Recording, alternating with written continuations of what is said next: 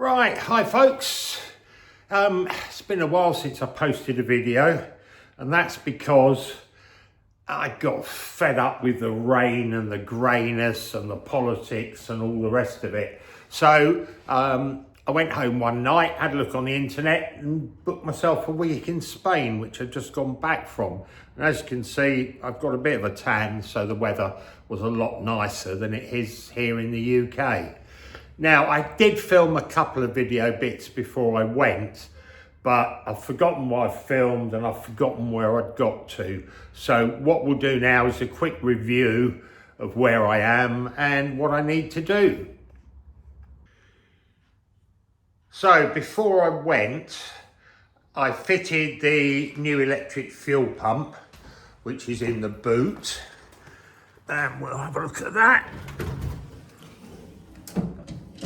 So the fuel pump's down there behind the petrol tank. It's all wired up. I think I showed you what I did with that. It's all wired up to the fuse box, which is under the dashboard that somebody fitted. And then I popped a fuel filter in the fuel line down here. Now, what I've found is, never had this problem before, but the fuel pump is very slightly over pressure for the carburetors, which I've stripped, rebuilt, new gaskets, new needle valves, everything else. The problem I've got is, if I leave the fuel pump running without the engine running, I haven't tried to start it yet, if I leave the fuel pump running for 2 or 3 minutes, it starts to force fuel past the needle valves. So I need a fuel pressure regulator in the circuit. I ordered this fuel pressure regulator off Amazon before I went. Checked it on the reviews and stuff, and it had fairly good reviews. Comes with a bit of vacuum hose that we don't need, a couple of mounting brackets, that's the actual regulator itself, bit of fuel line, which is handy, and an assortment of Jubilee clips, which I don't like on fuel line, and also the screws and stuff to mount it with, which I've got a few in here. We'll get out. So got those. Now, it also came with these two, and I haven't got a clue what these are for. They're quite nicely made, little billet aluminium type brackets, but they don't go anywhere. I've absolutely no idea what they're for. So that's your adjuster to regulate the pressure at the bottom. This one's a vacuum line if you're running it on a turbo car, so you can increase the fuel pressure when the turbo's working. But I haven't got a clue what these are for. I think we'll just leave those in the box. So what I've got to do now is find somewhere to mount this on the fuel line. You get a couple of mounting brackets with it, which I don't know why you've got two. There's a couple of mounting brackets with it that can fit on somewhere. There's only 2 mounting holes there. They're the only ones that are on it, but for some reason they supply with 2 brackets, and these little screws are the ones that hold the mounting bracket on. Again, I've no idea what the long ones are for. They're probably something to do with this, but I just can't work out. There's no holes anywhere or anything for these. Anybody knows what they are, tell me. So I've got to find somewhere to mount it.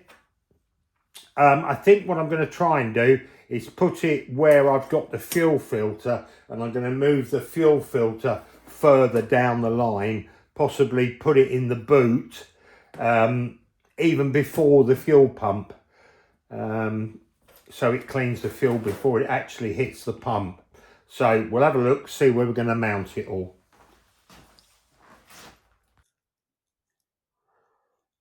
I've decided, so I'm going to do what I said. I'm going to take the fuel filter out of here.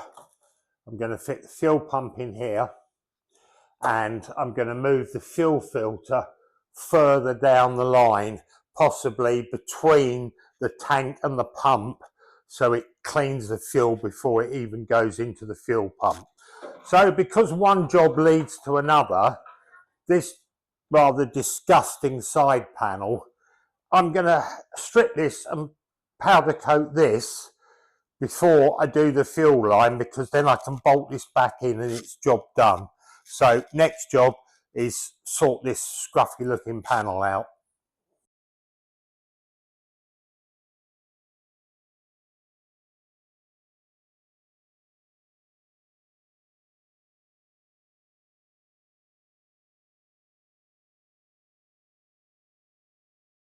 Because I've run a new fuel line in copper, and because it's not as tidy, quite a tight bends as the original fuel line, I'm going to nip a little bit out of here so the fuel line's not catching on this. I find even on the original cars, this can be rubbing on the fuel and brake lines where they come over the chassis. So I'm just going to nip a bit out just to let the fuel line go through without catching it.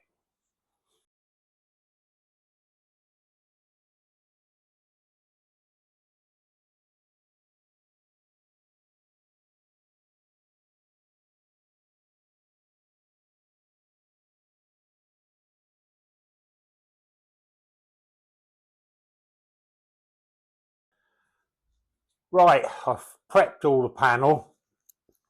I'm just popping my mask on, so I might go a bit faded on the voice. Now, I've got, can't get it on. I've got my gun loaded with satin black powder coat.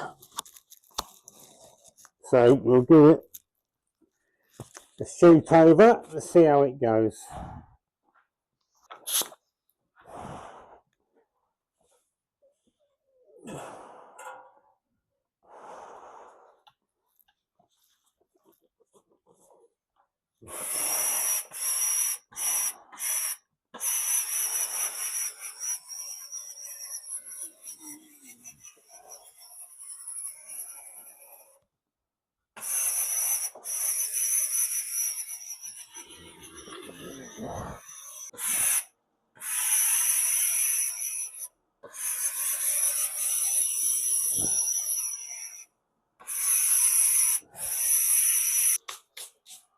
Okay, so that's all covered. We'll shut it up, turn the heat on, and get it all warmed up.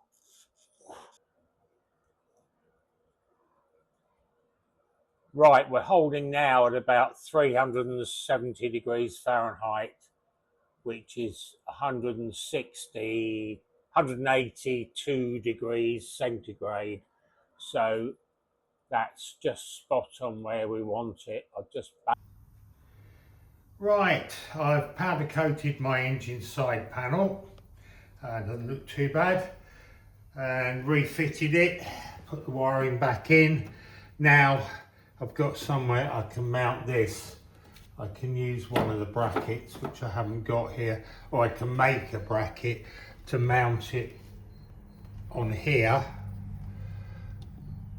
And then I can have my feed coming up from underneath and feed it across into that. I'll change the routing a bit. If I could even make the bracket go like that. I'll make a bracket to hold it anyway and mount it on there somewhere. And the one good thing is, while I was sorting through all the parts, I found a mint original Vitesse badge. It's got a tiny little mark on it, but you can't really see it. And it looks so much better than the Repro ones that you get, which are just flat. This is a proper embossed one, and I'm really pleased with that. It's almost mint condition, so that looks quite good. Right, carry on tomorrow and see if we can get the pump and everything mounted, and then see if we can get it to start. It's now Tuesday and I'm starting off with something a bit different. I've got some friends of mine that I'm hoping can recover my steering wheel for me. I've got a wood rim on the car, but I'd like to go back to the original wheel. So I've stripped the old leather covering off the steering wheel, which was completely worn away.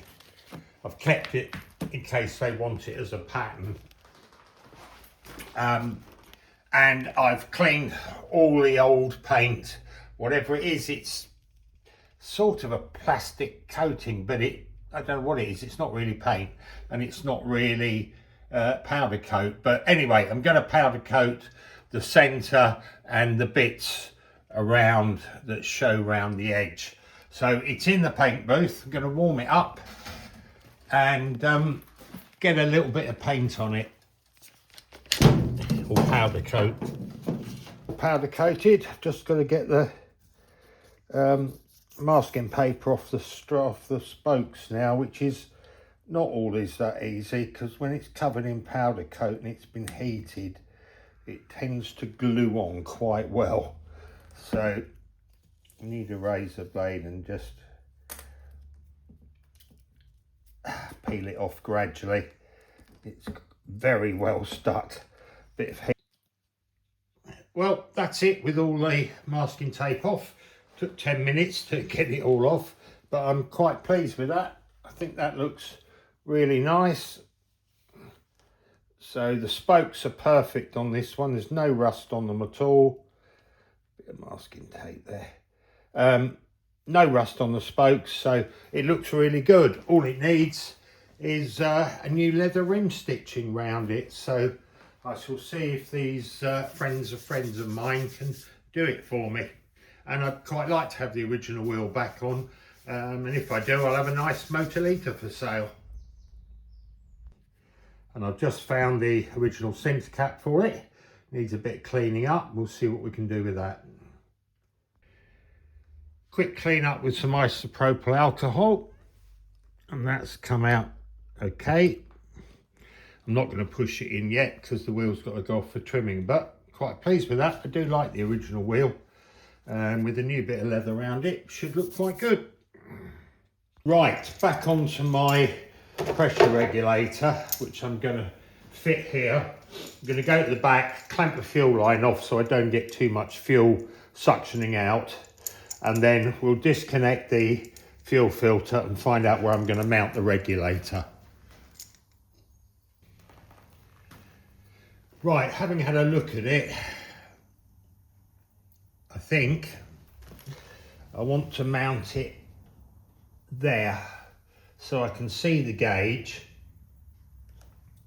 It can mount like that. It'll line up with this. I can bend this a little bit, and this one can come in from underneath.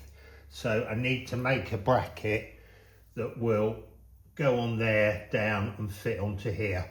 So get a bit of metal and see what I can make up.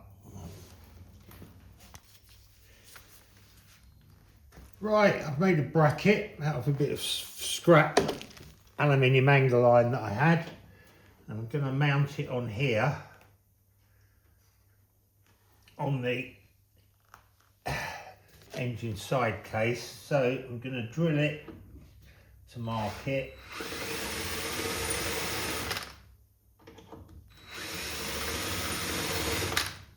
And then I'm going to drill it out, put riv nuts in, and then bolt it on with riv nuts.